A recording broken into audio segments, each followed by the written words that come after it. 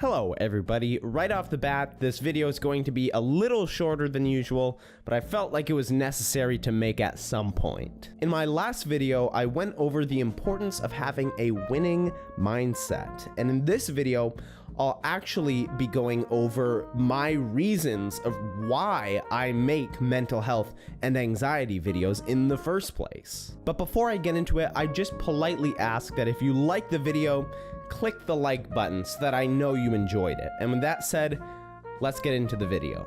As you know, I've had my fair share of struggles with anxiety, but I would say that I'm fortunate with regard to all of the resources I've had to help me deal with these anxiety issues.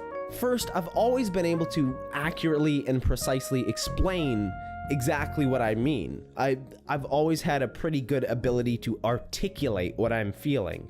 And looking into the big questions of life and philosophy has done only good things for my ability to articulate. Second, I have friends and family who love me and who have experienced or witnessed people with anxiety and have a lot of experience with that type of thing, and I can always talk to them about these problems. These two factors have been an incalculable good in my life. They've allowed me the resources to deal with my own anxiety problems, and I really do believe I've learned a lot from that.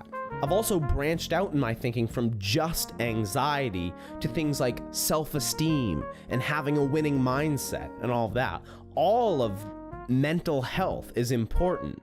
The primary reason I make videos on mental health is because I know I've got good information that's important and that can really help people. I've thought and studied about all of these things so frequently and so in depth that I've come to learn really important things about them.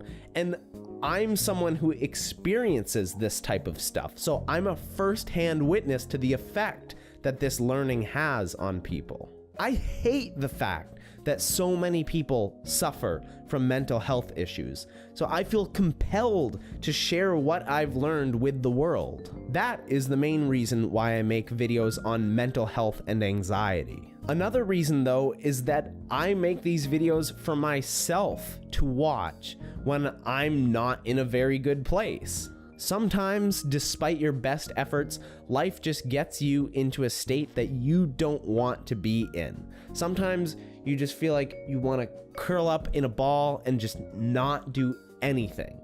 And I'm no exception. But I gotta tell you, listening to others talk about how to deal with the problems that you're going through is so nice. And it's weird, but even listening to my own videos is really nice because I get to go over and relearn and remember exactly the things that I've learned and why things really aren't so bad. Learning good info about mental health isn't just a one and done deal. You regularly have to keep reminding yourself of the things that you've learned, because if you don't, it's very easy to fall back into the old, more destructive patterns of thinking. One final reason I make these types of videos is that in doing so, in coming up with the script, sitting down and writing the script, I can learn and solidify things that I really hadn't learned before. For example, it wasn't until I wrote the script on the difference between thinking and feeling that I actually made the connection between thinking and cognitive therapy and feeling and behavioral therapy. It seems obvious to me now why cognitive behavioral therapy is so effective, because it deals with what we fundamentally are as humans. We're beings that think and we're beings that feel. But I don't know if I would have been able to come to that realization if it hadn't been for sitting down and writing the script and really thinking that through.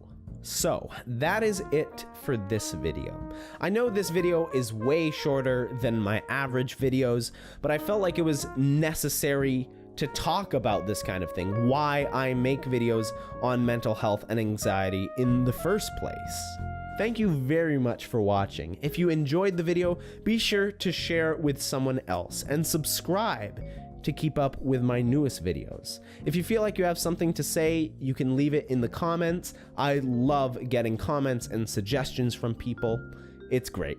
In my next video, I'll be going over the topic of bias and closed-mindedness.